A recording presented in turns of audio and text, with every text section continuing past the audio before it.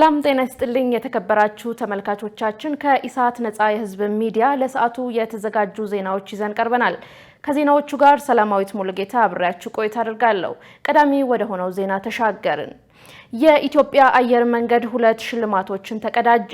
የኢትዮጵያ አየር መንገድ በአፍሪካ ምርጥ የበረራ ላይ ምግብ አቅርቦት አየር መንገድና በአፍሪካ በቀዳሚነት በተበረከተላቸው ኤርባስ A350-1000 አውሮፕላኖቹ በሚሰጣቸው ዘመናዊ አገልግሎቶች 2 ሽልማቶች ማግኘቱ ተገልጿል።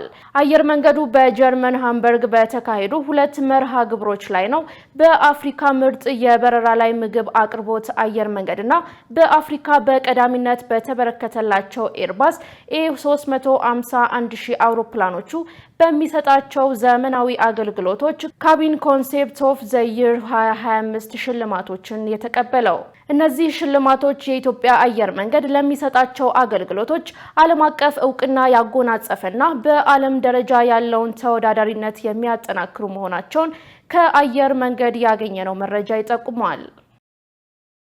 የኢትዮጵያና አልጄሪያ የሁለትዮሽና ባለብዙ ወገን ዲፕሎማሲያዊ ግንኙነት በተለያዩ የትብብር መስኮች ተጠናክሮ እንደሚቀጥል የውጭ ጉዳይ ሚኒስትር ዶክተር ጌዲዮን ጢሞቴዎስ ገለጹ። በአዲስ አበባ በተካሄደው የኢትዮ አልጄሪያ 5ኛው የሚኒስትሮች የጋራ ኮሚሽን ስብሰባ የሀገሪቱን የዲፕሎማሲ ትብብር ማጠናከር በሚያስችሉ መስኮች ላይ የመግባቢያ ስምምነት መፈራረሙ ተጠናቋል። ከሚያዝያ 4 ቀን 2017 ዓ.ም ጀምሮ የሁለቱ ሀገራት የጋራ ኮሚሽን የቴክኒክ ኮሚቴ ስብሰባ ያካሄደ ሲሆን የሀገሪቱን ታሪካዊ ወዳጅነት በማጠናከር በትብብር መስራት በሚያስችሉ የቴክኒክ ጉዳዮች ላይ በመምከር መስማማታቸው ተገልጿል። በዚህም በንግድና ኢንቨስትመንት፣ በሳይንስና አካዳሚ፣ በኃይልና ማዕድን፣ በጋራ የቢዝነስ ምክር ቤት፣ በግብርና፣ በፈጠራ፣ በስፔስ ሳይንስ፣ በኢኖቬሽንና ቴክኖሎጂ፣ በጤናና ፋርማሲውቲካል ኢንዱስትሪ፣ በባህልና ስፖርት መስኮች የኢትዮ አልጄሪያን ታሪካዊ የዲፕሎማሲ ትብብር ማጠናከር በሚቻልባቸው ጉዳዮች ላይ የመግባቢያ ስምምነት ተፈራርመዋል። የአልጄሪያ ውጭ ጉዳይ ሚኒስትር አህመድ አታፍ እንደገለጹት ሀገሪቱ በፓን አፍሪካኒዝም መርህ የማህበራዊና ኢኮኖሚያዊ ዲፕሎማሲው ግንኙነት ለማስቀጠል በትብብር ጠንክረው ይሰራሉ። ኢትዮጵያና አልጄሪያ በሁለትዮሽና ባለብዙ ወገን ዲፕሎማሲ የአፍሪካን የፖለቲካ አንድነትና የኢኮኖሚ ውህደት ለማሳለጥ በከፍተኛ ኃላፊነት እንደሚሰሩ ገልጸዋል። ጠቅላይ ሚኒስትር አብይ አህመድ ለፕሮፌሰር ክንድያ ገብረ ሕይወት ሹመት ሰጡ። በዚህ መሰረት ከሚያዝያ 6 ቀን 2017 ዓ.ም ጀምሮ ፕሮፌሰር ክንድያ ገብረ ሕይወት የትምህርት ሚኒስትር አማካሪ ሚኒስትር ዴኤታ ሆነው ተሹመዋል። ፕሮፌሰር ክንድያ ቀደም ሲል የመቀሌ ዩኒቨርሲቲ ፕሬዝዳንት በመሆን ያገለገሉ ሲሆን በቀድሞ ጊዜያዊ አስተዳደር ውስጥ አመራር በመሆን ሰርተዋል ሲል የኢትዮጵያን ብሮድካስት ኮርፖሬሽን ዘግቧል። 3367 ኢትዮጵያውያን ከሳውዲ ወደ ሀገራቸው ተመለሱ። በሳውዲ አረቢያ በአስቸጋሪ ሁኔታ ውስጥ የነበሩ 3367 ኢትዮጵያውያን በዚህ ሳምንት ወደ ሀገራቸው መመለሳቸውን የሴቶችና ማህበራዊ ጉዳይ ሚኒስቴር አስታውቋል። በሳምንቱ በተደረጉ 9 በረራዎች የተመለሱት ዜጎች ሁሉም ወንዶች ሲሆኑ ከተመላሾቹ መካከል 18 እድሜያቸው ከ18 ዓመት በታች የሆኑ ታዳጊዎች እንደሚገኙበት ተመልክቷል። በአራተኛው ዙር በአስቸጋሪ ሁኔታ ውስጥ የሚገኙ ዜጎችን 50,000 ዜጎችን ለመመለስ ታቅዶ መጋቢት 3 2017 ዓ.ም በይፋ መጀመሩ ይታወቃል።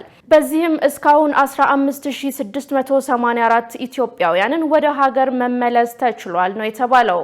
ሚኒስቴር መስሪያ ቤቱ ከሚመለከታቸው ባለድርሻ አጋር አካላት ጋር በመቀናጀት ለተመላሽ ዜጎች በአየር ማረፊያና በማቆያ ማዕከላት ተገቢውን ድጋፍና እንክብካቤ የማድረግና ከቤተሰብ ጋር የማቀላቀል ስራም እየሰራ እንደሚገኝ አስታውቋል። የባህር ዳር ዓለም አቀፍ ስታዲየም ግንባታ ስራዎች በተያዘላቸው ጊዜ የማጠናቀቅ ስራ ተጠናክሮ መቀጠል አለበት ተባለ። የባህር ዳር ዓለም አቀፍ ስታዲየም ግንባታ ስራዎች በተያዘለት ጊዜ የማጠናቀቅ ስራ ተጠናክሮ እንዲቀጥል የስታዲየም ማዕከል የስራ አመራር ቦርድ አሳሰበ። የስራ አመራር ቦርድ ዛሬ ባካሄደው ግምገማ በተለያዩ ጉዳዮች ላይ በመወያየት አቅጣጫዎችን አስቀምጧል። በዚህም የባህር ዳር ዓለም አቀፍ ስታዲየም የአፍሪካ እግር ኳስ ኮንፌዴሬሽን መስፈርትን ለማሟላት በሁለት ዙር ግንባታ እየተከናወኑ ያሉ ስራዎች ቦርዱ ጎብኝቷል። በጉብኝቱም የስታዲየም የግንባታ ሂደት በጥሩ ደረጃ ላይ እንደሚገኝ ገልጿል።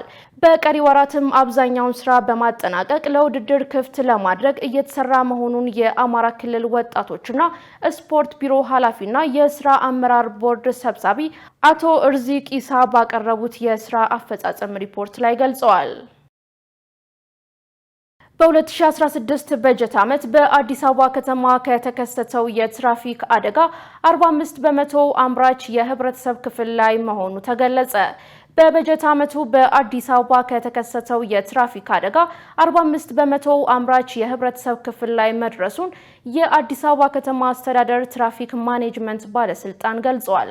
ባለስልጣኑ ይህን የገለጸው ሚያዝያ 2 ቀን 2017 ዓ.ም ከሌሎች አጋር ተቋማት ጋር በጋራ በመተባበር በከተማ አቀፍ ደረጃ ለ9ኛ ጊዜ የፖሊስ መረጃን በመጠቀም ያዘጋጀውን ዓመታዊ የመንገድ ደህንነት ሪፖርት ይፋ ባደረገበት መግለጫ ነው። የከተማዋን ወቅታዊ የመንገድ ደህንነት በሰፊው ዳስሷል በተባለው በዚህ ሪፖርት መሰረት በመዲናዋ በ2016 በጀት ዓመት 401 ሰዎች በመንገድ ትራፊክ አደጋ ህይወታቸውን ያጡ ሲሆን ከ2015 ዓ.ም አንጻር በ7 ሰዎች መቀነሱ ተነግሯል። የከባድ አደጋ ጉዳት መጠን 3 በመቶ መቀነሱ የተገለጸ ሲሆን 45 በመቶ የሞት አደጋ የተመዘገበው አምራች የህብረተሰብ ክፍል በሆኑት ከ20 እስከ 39 ዕድሜ ክልል ውስጥ በሚገኙ ዜጎች ላይ ነው ተብሏል። ውድ ተመልካቾቻችን ከኢሳት ነጻ የህዝብ ሚዲያ ወደ እናንተ የሚተላለፈው የሰዓቱ ዜና አሁንም እንደቀጠለ ነው። አሁን ደግሞ ወደ ውጭ ዜናዎች ተሻገርን። ቡርኪና ፋሶ ልባስ ጨርቆችን ከአሜሪካ ወደ ሀገሯ እንዳይገቡ ከለከለች። ውሳኔው የሀገር ውስጥ የጨርቃ ጨርቅ ምርቱን ለማበረታታትና በባህል ለመኩራት የተደረገ ውሳኔ መሆኑ ተገልጿል። የቡርኪና ፋሶ መንግስት ቃል አቀባይ የአፍሪካውያንን ምርት ለመልበስ ለአፍሪካ ጊዜው አሁን ነው ብለዋል። ቃል አቀባዩ ሀገር በቀል የፋሽን ኢንዱስትሪያችንን የሚገሉትን በውጭ ሀገራት የተለበሱ ምርቶች ላይ ያለንን ጥገኝነት መቀነስ ይገባናል ብለዋል። በ2023 በመፈንቅለ መንግስት ስልጣን በያዘው የ37 ዓመቱ ወታደር ኢብራሂም ትራኦሬ የምትመራው ቡርኪና ፋሶ የፖለቲካና የኢኮኖሚ ለውጦችን እያደረገች ስትገኝ ከፈረንሳይ ጋር ያላትን ግንኙነት በማሻከር ፊቷን ወደ ሩሲያ ማዞሯን ይታወሳል። ትራኦሬ በቡርኪና ፋሶ ለረጅም ዘመናት የቆዩ የፈረንሳይ ወታደሮችን ከሀገራቸው በማባረር በሩሲያ ወታደሮች ተክተዋል። የተለበሱ ልብሶች ወደ ሀገሪቱ እንዳይገቡ የተወሰነው ውሳኔም የኢኮኖሚ ለውጡ አካል ሲሆን ፕሬዝዳንቱ የሀገራቸው የባህል ልብስ እንዲለበስና የሀገር ውስጥ የልብስ አምራቾች እንዲነቃቁ እንደሚፈልጉ ተናግረዋል። ሩሲያ የሆሳናን በዓል ለማክበር በተሰበሰቡ ሰዎች ላይ በፈጸመችው ጥቃት ቢያንስ 32 ሰዎች መሞታቸው ተገለጸ። በሰሜን ምስራቅ ዩክሬን በምትገኘው ሉሚ ከተማ ላይ ሩሲያ በፈጸመችው የባሊስቲክ ሚሳኤል ጥቃት ቢያንስ 32 ሰዎች ሲገደሉ በደርዘን የሚቆጠሩ ደግሞ ቆስለዋል ሲሉ የመንግስት ባለስልጣናት ገልጸዋል። የአካባቢው ነዋሪ ሰዎች የክርስቲያን ቅዱስ ሳምንት የመጀመሪያ ቀን በሆነው የሆሳና ዕለትን ለማክበር በተሰበሰቡበት ወቅት 2 ሚሳኤሎች የከተማዋን እምብርት ስፍራዋን መትተዋል። የዩክሬን ፕሬዝዳንት ቭላዲሚር ዜሌንስኪ በማህበራዊ ሚዲያ ገጻቸው ከሟቾች መካከል 2 ህጻናት ናቸው ብለዋል። በአሰቃቂ ጥቃት ቢያንስ 84 ሰዎች ቆስለዋል ሲል አክለዋል። ይህን ጥቃት ዓለም በዝምታ ወይም ግዴለሽ ሆኖ ሊመለከተው አይገባም ሲሉም ተናግረዋል። የሩሲያ ጥቃቶች ያለው ዝግብ መተው የለባቸውም ያሉት ዜሌንስኪ ጦርነቱ እንዲያቆምና ለሰዎች ደህንነት ዋስትና እንዲሰጥ በሩሲያ ላይ ግፊት ሊደረግ ይገባል ብለዋል። ሩሲያ ፈጸመችው በተባለችው ጥቃት ዙሪያ አስተያየት ከመስጠት ተቆጥባለች። በይፋዊ የዜና ምንጮች ላይ ከስፍራው የተለጠፉ ቪዲዮዎች እንደሚያሳዩት የማዕከላዊ ሱሚ አካባቢ በፍርስራሾች ተሞልቶና ጭስ አካባቢውን ሸፍኖት ያሳያል። የሱሚ ከተማ ከንቲባ በማህበራዊ ሚዲያ ላይ በሰጡት መግለጫ በዚች ደማቅ የሆሳና እሁድ ማህበረሰባችን አሰቃቂ አደጋ ደርሶበታል ብለዋል። ጥቃቱ የተፈጸመው ዩናይትድ ስቴትስ በፕሬዝዳንት ዶናልድ ትራምፕ ጦርነቱን ለማስቆም የተኩስ ማቆም ጥረቶችን አጠናክረው በቀጠሉበት ወቅት ሲሆን ከ3 ዓመታት በላይ ሩሲያ በዩክሬን ጥቃት መፈጸሟን ቀጥላለች። ይህ በእንዲህ እንዳለ የዩክሬን መከላከያ ሚኒስትር ዩክሬን ቅዳሜ ዕለት በሩሲያ የኃይል መሰረተ ልማት ላይ 2 ጥቃቶችን ፈጽማለች ሲል አስታውቋል።